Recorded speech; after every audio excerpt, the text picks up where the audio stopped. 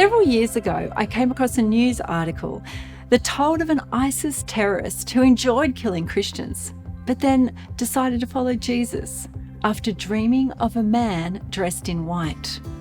It was a welcome story after a string of gory tales involving beheadings, hangings and stonings across the Middle East.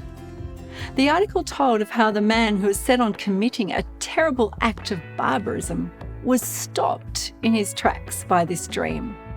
That one encounter with the Holy Spirit changed his destiny and stopped the murder of an innocent victim in a way no military force ever could.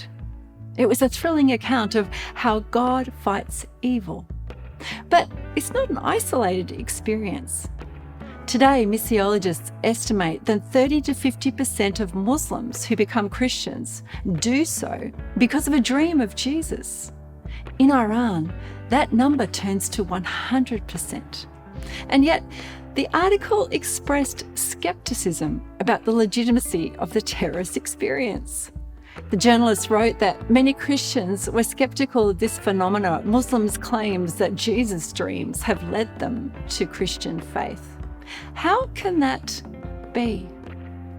Well, the journalism goes on to say that in the Islamic tradition, people believe that God speaks in dreams. But where does their tradition come from? Because the Judeo-Christian scriptures predate the Quran by 600 years. And in fact, in the Bible, God's favoured mode of communication is in dreams and visions. Someone has counted 700 in the Old Testament alone. And in Numbers 12:6, God says, "This is the way I speak, in a vision or a dream." In fact, many of the famous points in biblical history began in a dream.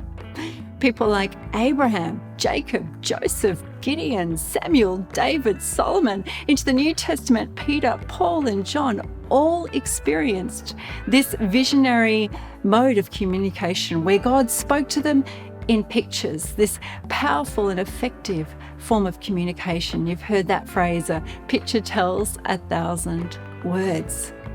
But then you also get examples of how God speaks in dreams to people who don't know him.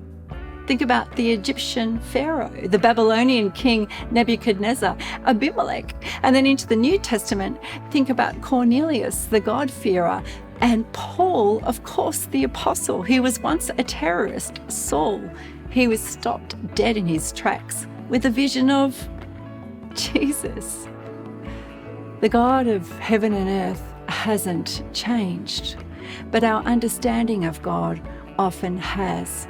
We've been so impacted by Western rationalistic thinking that came from the Enlightenment, where this idea that we would reject the supernatural, the spiritual realm, and therefore dreams and visions sounds a little bit out there, a little bit weird, a little bit strange. I remember when I first heard God speak to me in dreams, I told my pastor and he said, "Oh, Tanya, that's a bit strange." And then I told my friends and I said, "Oh yeah, that's really strange." But then I read the scriptures and I realised that they were a bit strange too, at least in our thinking.